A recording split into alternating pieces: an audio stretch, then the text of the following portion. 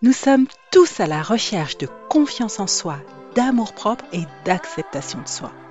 Et c'est peut-être encore plus difficile dès qu'il s'agit de nos cheveux. Pourquoi? Parce qu'on a souvent l'impression que l'herbe est plus verte ailleurs. Et je sais de quoi je parle. Alors, comment ne plus recourir à des solutions coûteuses et compliquées pour avoir des cheveux qui ne sont pas les nôtres? C'est ce qu'on va voir dans cet épisode. Allez, suis-moi, c'est parti! Bonjour et bienvenue dans le premier podcast qui parle aux femmes ayant tout essayé pour réussir à prendre soin de leurs cheveux naturels. Je m'appelle Carole Seguin, passionnée de cheveux et de soins naturels depuis 2013. Je suis coach capillaire certifiée et je t'aide à imaginer tes propres solutions pour rester belle, féminine et confiante avec tes cheveux. Welcome aux femmes qui veulent faire de leur rêve de chevelure naturelle une réalité et transformer leur vie. Arrête de chercher tes cheveux partout, ils sont sur ta tête. Bon, c'est vrai, je suis pas la reine des blagues, mais je pense que tu as compris où je veux en venir. Alors, assieds-toi, détends-toi et écoute cet épisode qui pourrait bien t'aider à retrouver tes propres cheveux. C'est vrai qu'on cherche à aimer ses cheveux. On a envie de se sentir belle, confiante, parce que nos cheveux nous montrent sous notre meilleur jour. C'est la première chose qu'on voit. Et surtout, ce qu'on cherche, c'est à apprécier notre reflet dans le miroir chaque matin, tout le temps, tous les jours.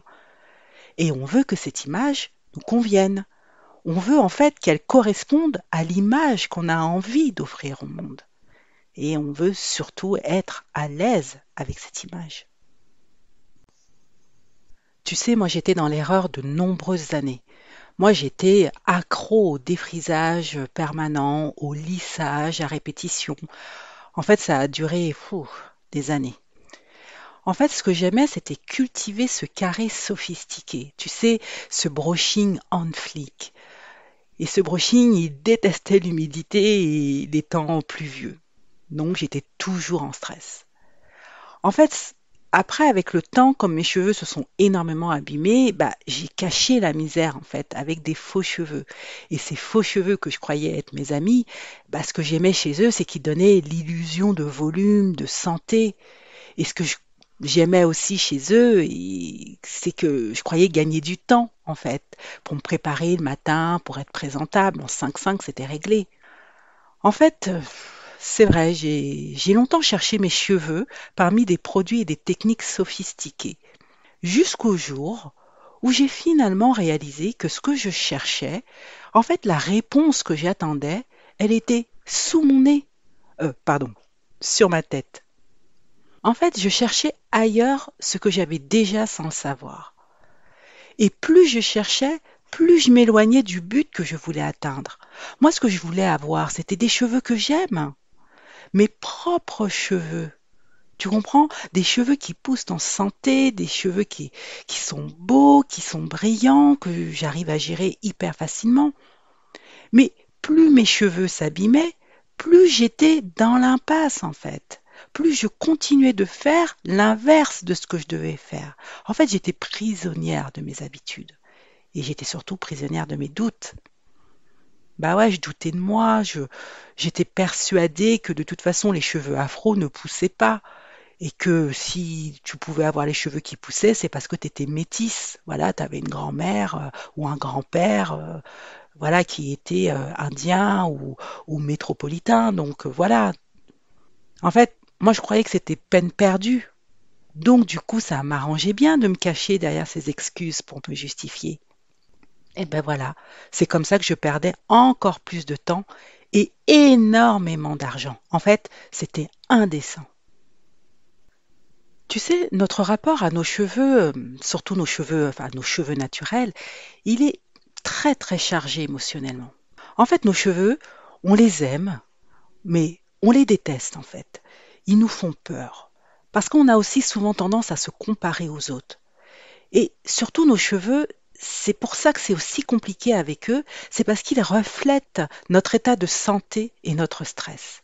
Bah ouais, tu te doutes bien, si t'es pas bien dans ta peau, si autour de toi ça ne va pas, forcément tes cheveux te le montrent. Et donc ça te renvoie à cette image-là que tu n'aimes pas. En fait, ce qu'il faut faire uniquement, c'est il suffit de les connaître pour se réconcilier avec eux, donc se réconcilier avec nous-mêmes. Et pour y arriver, si j'ose dire, il faut aller à la racine du problème. Cette racine-là, ce problème profond qui est en nous, qui est interne à nous, qui nous correspond à nous, en allant le chercher, eh bien, ça va nous aider à nous libérer émotionnellement. Et une fois qu'on est libéré de nos peurs, c'est là qu'on peut entamer son parcours vers l'acceptation de sa vraie texture capillaire et vraiment changer sa vie. En fait, je dirais, c'est de la racine du problème jusqu'aux solutions de pointe. Tu sais, je te disais tout à l'heure que j'étais accro au défrisage. En fait, moi, j'ai été défrisée de l'adolescence jusqu'à l'âge de 46 ans. Je défrisais mes cheveux chimiquement, donc en salon de coiffure. C'était comme une religion. J'y allais tous les 2 mois environ. Et lorsque mes cheveux se sont énormément abîmés, avec le temps, eh bien, j'ai pensé que il suffisait de mettre des faux cheveux c'était la bonne solution pour moi. Et en fait, j'étais prisonnière de ces extensions capillaires que je voulais naturelles, donc un effet naturel qui coûtait très cher. C'était hors de prix. Et ces mèches, en fait, ont contribué en plus à abîmer encore plus mes cheveux. Donc j'étais prisonnière 2 fois. J'étais prisonnière des défrisages qu'il fallait refaire tous les 2 mois et j'étais prisonnière de ces mèches hors de prix que je payais pour cacher la misère. Mais pourquoi je faisais ça? C'est parce que j'aimais pas mes cheveux. J'étais gênée à cause de l'état de mes cheveux. Ils étaient en mauvaise santé, donc j'étais gênée, je les cachais. Et surtout, pour moi, c'était impensable de changer mes habitudes capillaires. C'était même impossible, pas une seule seconde. C'était no way, quoi. J'étais vraiment dans l'impasse. Puis un jour, j'ai décidé de changer ce que je croyais gravé dans le marbre. Et là, franchement, il m'a fallu du courage. Le courage d'accepter ma nature de cheveux que je n'ai jamais aimée, depuis petite, depuis gamine, trop de mauvais souvenirs. Le courage de changer cette image de moi que je cultivais depuis des années. Oui, c'est vrai, je l'avoue, le retour au naturel me faisait peur. Et je ne voyais pas comment je pouvais embrasser ce projet dans ma vie, hyper rempli de femmes, la quarantaine, actives, cadres d'entreprise et maman de jumelles en bas âge. Elles étaient petites, mes filles, j'avais tellement de choses à faire. Et pourtant, je me disais, si je ne change pas quelque chose, rien ne changera pour moi. En fait, on cherche toujours là où il y a de la lumière, là où on connaît déjà. Alors, ce qu'on cherche, c'est sûr qu'il ne se trouve pas là où on connaît, parce que sinon on l'aurait déjà trouvé.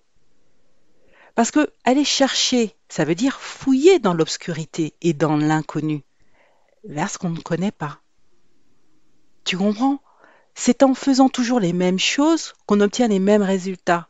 Si tu veux changer ce résultat-là, de fait, il faut que tu fasses autrement. Et moi, ce qui m'a beaucoup aidé, c'est que petit à petit, je t'invite à emprunter l'échelle du succès.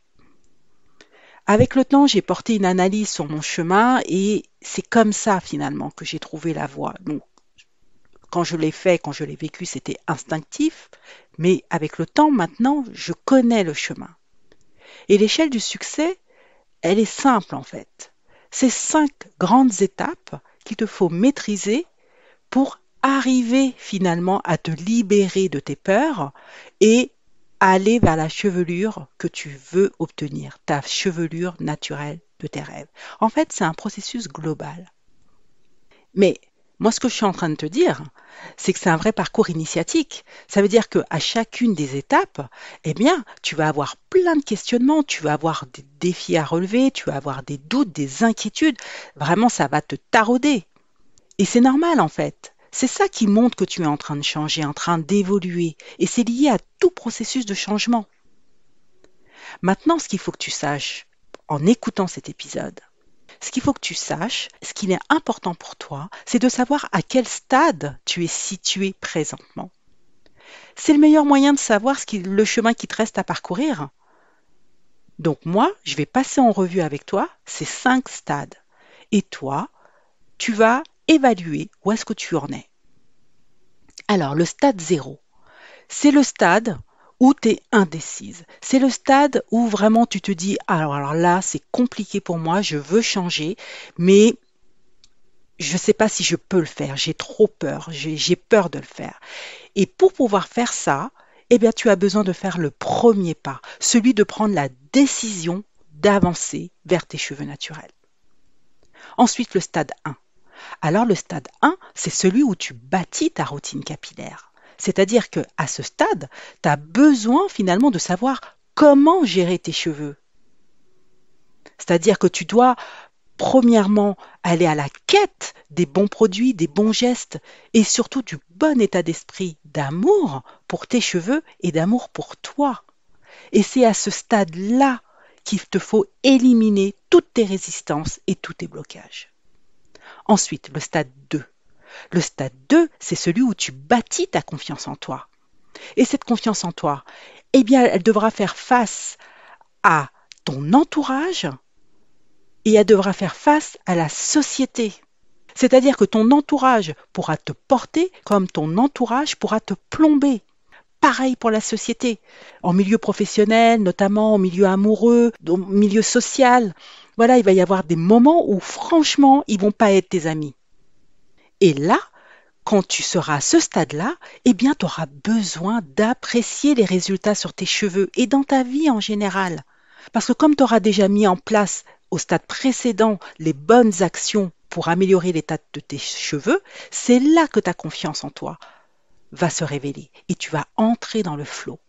Ensuite, le stade 3, c'est celui où tu bâtis ta nouvelle image avec tes cheveux naturels. Cette nouvelle toi, en fait. Celle qui se cachait derrière des faux cheveux, celle qui se cachait derrière des lissages, celle qui se cachait derrière des foulards. Eh bien, en fait, elle est sortie du bois. Elle est sortie.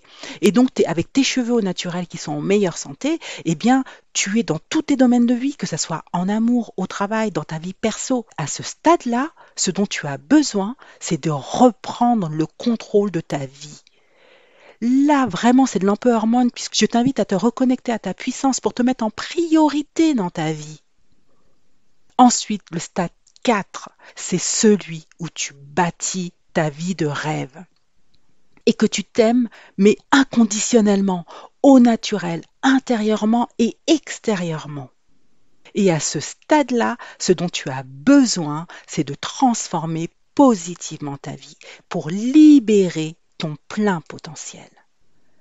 Eh ouais, parce que oui, tes cheveux te permettent d'améliorer ta vie. Alors, fais de ton rêve une réalité. Et moi, je suis là pour rendre ce que tu crois impossible, possible. En résumé, pour arrêter avec des cheveux qui ne sont pas les tiens et aimer inconditionnellement tes cheveux au naturel, il te faut aller à la racine du problème. Pourquoi tu n'arrives pas à obtenir ce que tu veux? Il te faudra revoir tes croyances, travailler tes blocages et libérer ton énergie qui te permettra d'explorer d'autres solutions. Ces solutions sont les tiennes. Il te faudra cheminer au travers des 5 stades qui te mènent à coup sûr vers l'atteinte de ton objectif de toute simplicité. Et tu verras, c'est ta vie rêvée. Alors, si tu veux transformer ta vie et te focaliser sur la santé et l'acceptation de tes cheveux au naturel, vraiment, je t'invite à découvrir mon univers capillaire. Et le meilleur moyen de me découvrir, de comprendre ma méthode, de voir ce que j'ai à te proposer de différent des autres, de te permettre de changer toutes tes habitudes qui te mènent jusqu'à présent dans le mur, pour voir cette nouvelle route, cette nouvelle façon d'aborder tes cheveux et ta relation avec eux, le meilleur moyen de faire ça, c'est de t'inscrire à ma masterclass. Comment obtenir la chevelure naturelle de tes rêves sans y passer des années. C'est une masterclass offerte. Ça veut dire qu'elle a une valeur. Elle a une valeur et cette valeur, je te l'offre pour te permettre de faire ce premier pas nécessaire pour avancer vers tes cheveux. Donc le lien pour accéder à cette masterclass, c'est bit.ly/Carole Seguin. Tu trouveras le lien en description de cet épisode.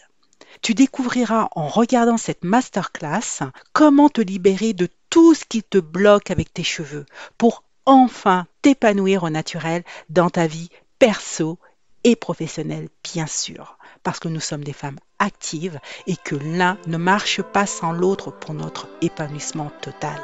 Donc moi, je te donne rendez-vous sur ma masterclass et à la semaine prochaine pour un nouvel épisode. J'ai hâte de te retrouver. Salut!